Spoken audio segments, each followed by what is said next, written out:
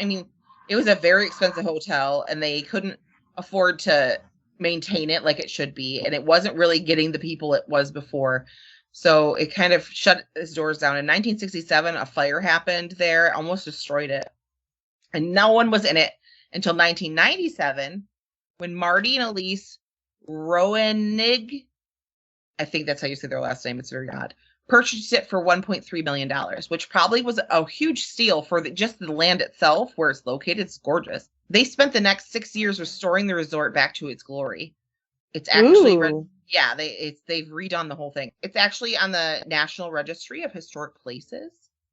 Cool. And also, it has the title dubbed to it by Ghost Hunters and Ghost Adventures TV shows as America's Most Haunted Hotel. I thought the Hotel Cecil was. You know, the more I read about things, everything gets the title of the most most haunted thing. Now, this was in 2005. It was dubbed that. So maybe after Cecil, I don't really know. But everything I read about hauntings is like, this is the most haunted place in America. But anyway, yeah, I digress. So the Crescent reopened in 2002, again as a luxury resort, but it also had this huge paranormal following. And there have been rumors about it being haunted over decades. Like, people talked about seeing ghosts and things. And the owners decided, instead of trying to ignore that aspect or like squashing those rumors, they're going to embrace it because of like, yeah, it's haunted. That's right. We're not going to, let's, market that. So many paranormal investigators believe that the limestone that it's built on, and also that the hotel itself is made with these giant 18-inch thick stones that were used to build it, are the reason for all the paranormal activity. Oh. So apparently there's a belief that limestone can absorb and release electromagnetic psychic energies, which fascinating. Cool. So when it built on limestone, like the mountain is on, and then having the structure itself of limestone, it really is a conductor for this. So there are hundreds of reports of guests and staff who have witnessed some kind of paranormal activity. Marty, the guy who bought it, actually hired 2 certified mediums, Ken Fugit and Carol Heath, to read the building, basically.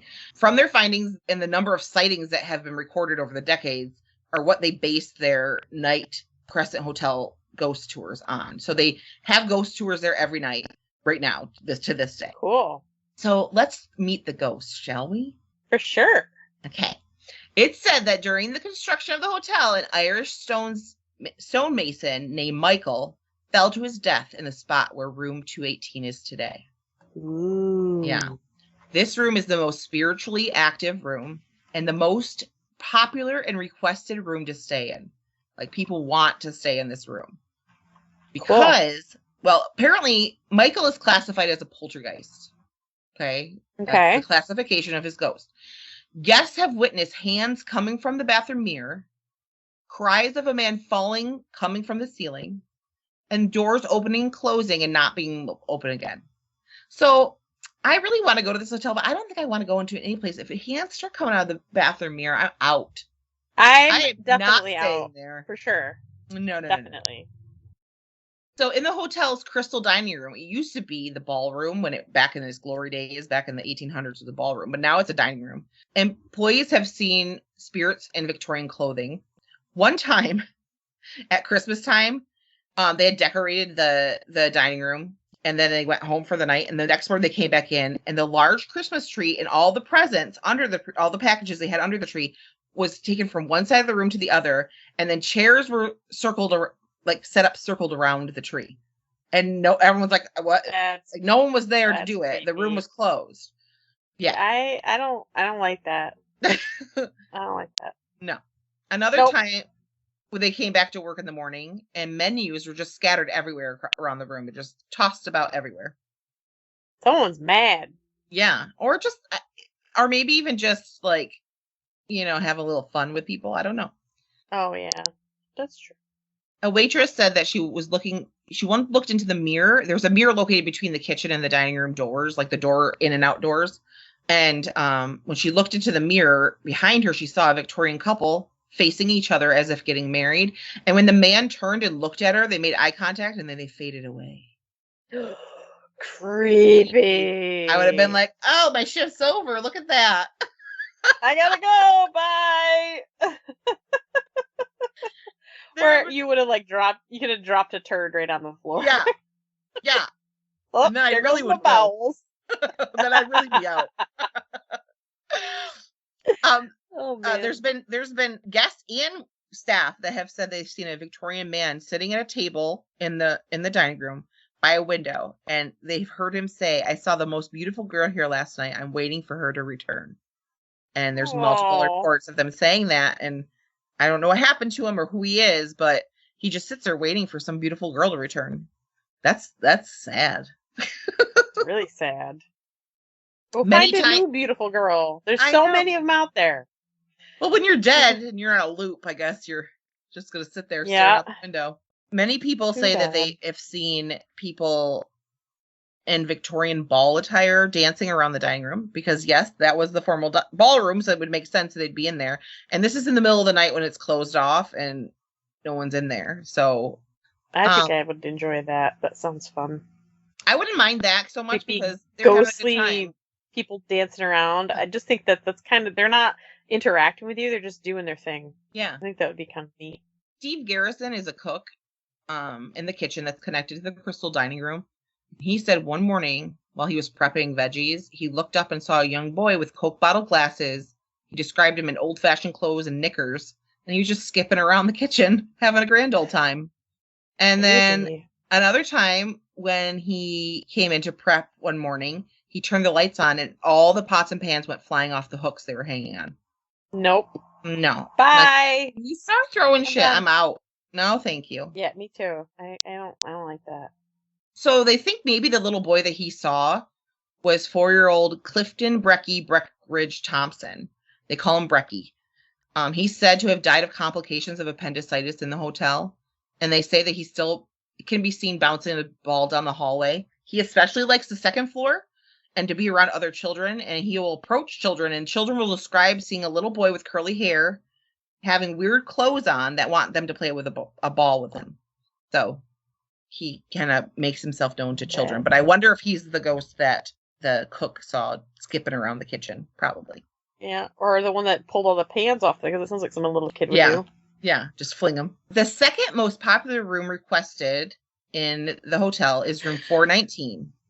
And it's also known as Theodora's room. She was one of the cancer patients that got fooled. And she stayed there from 1937 to 1940. And people say they've 3 seen her. years? That's terrible. Look at all the money he got from her. Oh. Terrible. People say that you can see her fumbling for her keys outside her room. And that she's very, very tidy person. And she will organize the room if you have it in disarray. And she's even packed some of the guest belongings away. Oh my gosh. That's kind of funny. I know. It's was she really there for 3 years? Or was she actually dead, and he was faking that she was 3 years? Yeah, who knows? It would be my mother. If my mother will haunt me at a time. She'll be tidying up behind me, which wouldn't be so bad, actually. Where did I put that glass? It's in like the dish drainer clean. Yeah. Donna. What the hell? Donna's here. So there's a room 3500, which I'm like, how many rooms are in this hotel? I never did look that up. I should look that up. But it's one of the hotel's now luxury suites. And it once was the servants' quarters and also an area where patients went to die during Baker period, which I'm thinking is like the psych wing, where he kind of shoved them in there when they started questioning stuff. People say that they can see a Victorian lady in a nightgown just wandering around in there. Dr. Baker himself has been spotted many times in the lobby wearing his signature lilac shirt. So people say they saw a man with a purple shirt or a lilac shirt, and then they'll show him a picture because there's a picture of him, and they're like, oh, yeah, that's him. It's too bad you can't kick a ghost in the nuts. I know. And I'm like, he deserves that swift kick in the nuts. Dude, why are you still here? Like, go away. No one wants you. You're a horrible person. Yeah. One of his nurses is still seen and heard pushing a gurney up the halls, and it's squealing and rattling as she goes. No, thanks. Ghost nurse are creepy, man. Like, can you imagine an early 20th century nurse pushing a gurney and a ghost? No, thank you. That's horrifying to me. I'll pass. It's like, I like to think of as Nurse Ratched. Yes, which is a really good show on Netflix. Did you watch that? I haven't watched it. Margaret, you have to watch it. It's so good. Sarah Paulson's in it. I know, I love her. I do too. I always get blown away that her wife and her are so much different in age, and I know that doesn't matter, and I shouldn't think anything about it, but it always like blows me away every time I think about it. Anyway, because probably her wife is like 70 years older than her. Really? Well, I'm not. Her wife is probably in her 70s, I should say. Sarah Paulson's probably our age, right? Her wife is like in her 70s. She's an actress too, and I can't remember her name. But it always blows me away that her wife is so much older, and I know that doesn't matter, but it's weird to me. And I sound horrible for saying it, but that's the truth. You're fine. So, hotel maintenance have witnessed at times all the washer and dryers just turning on all at once on their own. And the laundry room just happens to be located just off Baker's morgue. So what he used for a morgue at the time, the laundry room is right next to there. So it's probably some kind of electromagnetic thing happening there. Yeah, probably. The tour guides, they do the tours every night at the hotel, but they also have some experiences that people have told them, like guests. And one of them said that there was a couple staying at the hotel near the governor's suite. And they said that the second night they were there, they could only sleep with a sheet on because it was super hot out or something. And her husband woke up in the middle of the night and he was sweating. And he's like covered with blankets, and he thought she did it. And he like woke her up like, why did you cover us up? She's like, I didn't cover us up. So they took the blankets off. 3 more times it happened that night where they woke up being tucked in by someone. Oh, no thanks. I would have been in my car. Creepy. Yeah, okay, go in my car. I don't want to be tucked in. Thank you. I don't want ghosts doing anything to me while I'm asleep. No. Especially because it's like, no, you're vulnerable in your sleep. It's like, don't be touching me. Don't be looking at me. Don't be tucking me in. Don't tuck me in ever. I don't ever want to be tucked. No. Oh. So there was this other couple that checked into room 221. And when they got in the elevator and got off on the second floor, there was a man dressed in an all black Victorian attire and asked them if they needed help to the room to find it. So thinking he worked there, they're like, yeah, sure. So he led them to their room, unlocked the door and let them in. When they turned around, they were going to give him a tip. He just seemed to have disappeared. They looked down the hall. He was gone. They're like, oh, okay, whatever. So they left for the evening, probably went out to dinner, came back later, went to their room and found that their key wouldn't unlock the door. And they were like, that's weird. We were just unlocked it earlier. So they went back down to the front desk and talked to the girl behind the counter and just said, hey, our key isn't working for our door. Just curious what's going on. And she was looking, she got the key and she's like, oh, I see why. Someone accidentally gave you room 321 instead of 221. And they were like, but we got into the room earlier. The guy, they explained, the guy wearing the black, like old looking uniform was the one that led us to the room. It unlocked the door then. And she was like, we don't have some guy that lets people into their rooms. Oh, no. Yeah, so somehow he was able to get him into the room with the wrong key. And yeah, so that gave me goosebumps because I was like, they were just like talking and interacting to this dude that was not really there. That's creepy. In the beginning of the 19th century, there was a doctor staffed at the hotel. His name is Dr. John Fremont Ellis. And he could be seen, and you can sometimes smell his cherry pipe tobacco near where his office was, which was by room 212. So if you're ever in the hotel, if you're near room 212, you may smell his cherry pipe tobacco. This is my favorite haunting of all.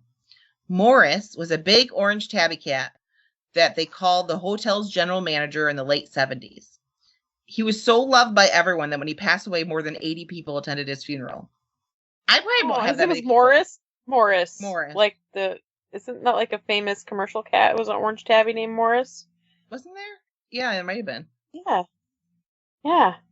What was the commercial? I can't remember. Cat food? Cat food. Makes sense. He had 80 people at his funeral. I'll probably have like 2 at mine. No. Cat had 80 people. It's crazy. But guests say, beloved. Yeah, guests say that they feel a cat rubbing against their legs and they look down and nothing's there. And they're like, oh, it's just Morris. He's coming to say hi. I'm like, oh, that's so cute. I don't mind a ghost cat. That doesn't bother me. No. My cat's going to haunt me when he dies. My Odie. Yeah, he'll trip me down the stairs and, I'll just feel his weight laying on me and purring. So that's what he does. So, like I'll come down in the morning and I'll make my espresso,